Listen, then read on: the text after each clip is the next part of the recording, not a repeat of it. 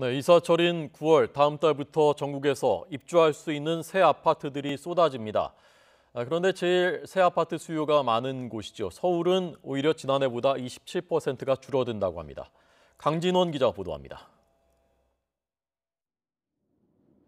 오는 9월부터 11월까지 석 달 동안 전국에서 입주하는 아파트는 10만 2천여 가구입니다. 지난해 같은 기간보다 40% 가까이 늘었습니다. 수도권은 4만 3천여 가구로 1년 전보다 38%가량 많고 지방은 5만 9천여 가구로 40% 넘게 증가했습니다.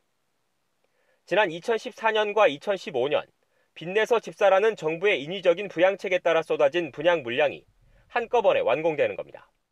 복잡한 청약제도를 개편하여 국민들이 알기 쉽게 하고 실수요자들의 신규 주택 구매 기회도 늘리겠습니다. 특히 화성 동탄과 경기도 광주시, 경남 일부 지역은 공급 과잉에 따른 부작용마저 우려되고 있습니다.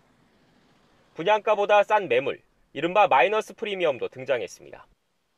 최악의 경우 집값 하락으로 주인이 전세보증금을 내주지 못하는 역전세난 가능성까지 제기되고 있습니다. 입주량이 너무 많은 지역들 같은 경우는 주변의 전세 가격 조정에 따라서 전세 보증금을 못 내준다든지 아니면 세입자 입장에서 전세금 보증 반환에 좀 어려움을 겪는.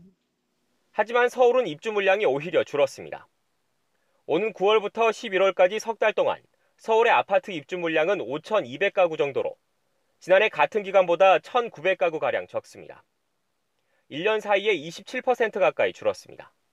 서울 지역은 재개발, 재건축 외에는 마땅한 신규 택지가 없다 보니까 공급 물량을 획기적으로 늘리기에는 어려운 측면들이 많습니다. 물론 연 단위로 봤을 땐 서울의 아파트 공급 물량이 최소 예년 수준을 유지하고 있다는 지적도 많습니다. 여기에다 서울의 인구가 계속 줄고 있고 정부 역시 투기를 잡겠다는 의지가 강해 파리 대책 이후 서울 아파트 가격의 하락세가 당분간 이어질 것이란 관측도 나옵니다.